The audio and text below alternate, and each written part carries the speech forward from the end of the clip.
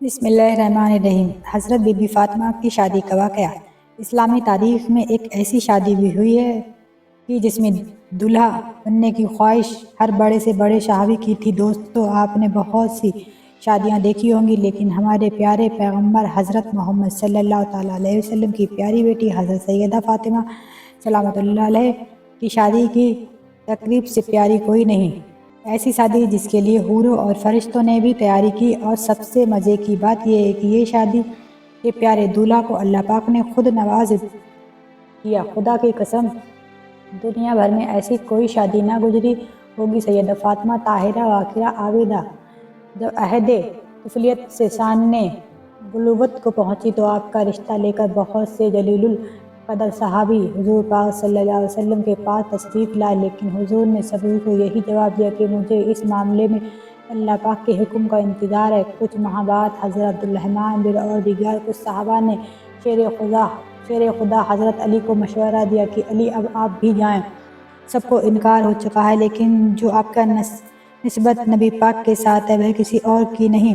حضرت علی رضی اللہ تعالیٰ عنہ صلی اللہ علیہ وسلم کی خدمت میں گئے کہ اتنی دیر میں اللہ کے محبوب نے فرمایا، اے علی، آج تمہارا آنا کیا فاطمہ کے رشتے کے لیے ہے؟ تو حضرت علی نے نظریں جھکا کر فرمانے لگی، جی یا رسول اللہ۔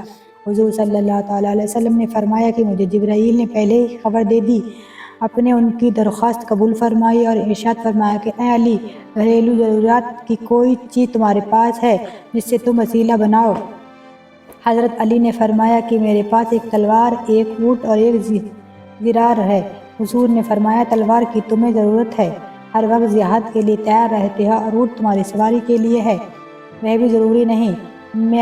میں تیری طرف سے زرار پر اتفاق رکھتا ہوں، اور علی، تجھ سے بشرط ہو کہ اللہ تعالیٰ نے تیرے اور فاطمہ کا نکاح آسمان میں باندھ دیا۔ مجھے اللہ تعالیٰ کی طرف سے یہ حکم ہوا کہ میں ابھی سب کے سامنے تمہارا اور فاطمہ کا نکاح پڑھا دوں۔ اس طرح رسول صلی اللہ علیہ وسلم نے حضرت علی کا نکاح پڑھا دیا۔ جب حضرت فاطمہ کی رخصتی کا وقت آیا تو حضور صلی اللہ علیہ وسلم کے پاس تمام ازواج محترمہ تھی۔ انہوں نے حضور کے ساتھ حسرت آمیز باتیں کرنا شروع کر دیں۔ حضرت ام سلمہ رضی اللہ تعالیٰ عنہ نے حضرت خدیجہ رضی اللہ تعالیٰ عنہ کا ذکر کیا اور فرمانے لگی کہ خدیجہ، اگر آپ زندہ ہوتی تو فاطمہ کے متعلق ہمیں کوئی پریشانی نہ ہوتی، ہماری آنکھیں روشن ہوتی۔ یہ سن کر حضور صلی اللہ علیہ وسلم کی آنکھوں میں آنسو آ گئے اور فرمایا، خدیجہ جیسا کوئی بھی نہیں۔ اس نے اس وقت میری تصدیق کی جب سب نے تکذیب کی، اپنے سارے مال کو مجھ پر خرچ کیا، اللہ تعالیٰ کے دین کو قبول کیا، یہاں تک کہ اس کی زندگی میں ہی اسے جنت کی بشارت دی۔ پیغمبر نے ہجرت کے دوسرے سال پہلے جس حج کے دن حضرت فاطمہ کو سیدنا علی کے گھر بھیجا، اسی لیے شادی اور نکاح کے درمیان تقریباً 10 مہینے کا فاصلہ تھا۔ شاید نکاح کا سیرہ جلدی بڑھنے کی وجہ یہ تھی کہ دوسرے رشتے مانگنے والے لوگوں کے لیے جواب واضح ہو جائے، اور شادی کی دیر کرنے کی وجہ یہ تھی کہ فاطمہ جسمانی رشتہ نما کے لحاظ سے بہتر ہو جائیں تو انہیں جنت کا جو آقا انعامدار، مدنی تاجدار، رسول جی و وقار، دونوں عالم کے مالک مختار صلی اللہ علیہ وسلم نے شہزادی اسلام حضرت فاطمہ کو دہیج میں جو سامان دیا اس کی فہرست یہ ہے کہ ایک چادر بان کی، ایک چارپائی چمڑے کی، ایک گدا جس میں روئی کی جگہ کھجور کی چھال بھری ہوئی تھی،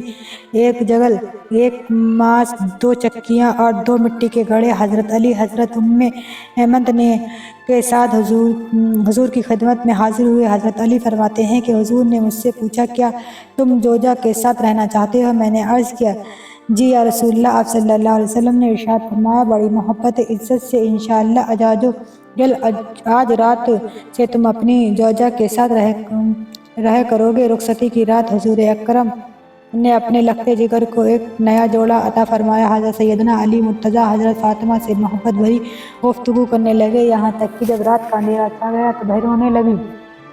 حضرت سیدنا علی مرتضیٰ نے پوچھا، اے تمام عورتوں کی سردار، کیا آپ خوش نہیں کہ میں آپ کا شوہر ہوں؟ آپ میری بیوی کہنے لگی، میں کیوں کر راضی نہ ہوں گی؟ آپ تو میری رضا بلکہ اس سے بھی بڑھ کر ہے۔ میں تو اپنی اس حالت معاملے کے متعلق سوچ رہی ہوں کہ جب میری عمر بیت جائے گی اور مجھے قبر میں داخل کر دیا جائے گا، آج میرا عدت و فقر کے بستر میں داخل ہونا کل قبر میں داخل ہونے کی مانند ہے۔ آج رات ہم اپنے رب کی بارگاہ میں کھڑے ہو کر عبادت کریں گے کہ بڑی عبادت کا زیادہ حق رکھتا ہے۔ اس کے بعد وہ دونوں عبادت کی جگہ کھڑے ہو کر رب قدیر جل جلالہ جلال کی عبادت کرنے لگے۔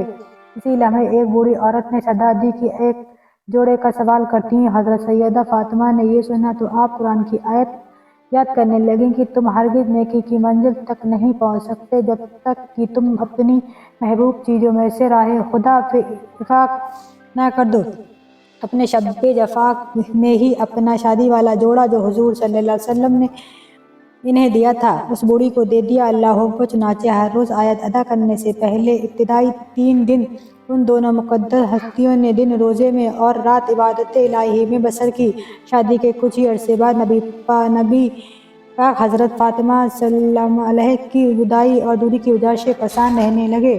اسی سوچ کہ میری بیٹی داماد کے گھر میں ہی جگہ دے دی جائے، حضرت حارث بن نعمان رضی اللہ تعالیٰ عنہ جو کہ جلیل القدر صحابی تھے، جب ان کو اس بات کا پتہ چلا تو وہ حضور کے پاس آئے اور کہنے لگے خدا کی قسم میں چاہتا ہوں کہ میرا جو گھر آپ کے ساتھ ہے آپ لے لیں۔ حضور فرمانے لگے اللہ تمہیں اس کا اجر دے۔ اس طرح سے حضرت علی اور حضرت فاطمہ رسول خدا کے ہمسایہ بن گئے۔ ویڈیو کے آخر میں ایک بار درود شریف پڑھنا مت بھولیے۔ ملتے ہیں ایک اور معمولی ویڈیو میں، تب تک کے لیے مزید ایسی ہی ویڈیو کے لیے چینل کو سبسکرائب کریں۔